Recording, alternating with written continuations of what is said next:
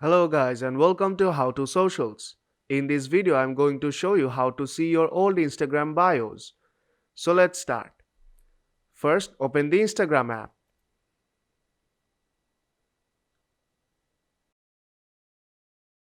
Now go to your profile from bottom right corner.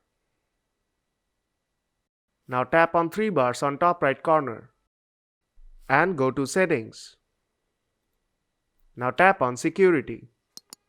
Under data and history section tap on access data. Now scroll down to profile info section. Here you will see former bio texts. Now tap on view all just beneath former bio texts. And you will see all of your former bio text here.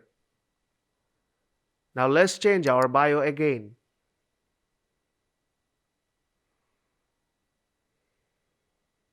I'll change it to just subscribe.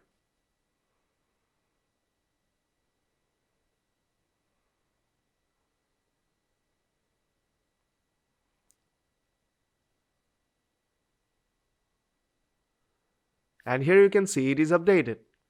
So that's how you can see all of your old Instagram bios. So if this video helped you out, then don't forget to leave a like. And see you in the next tutorial.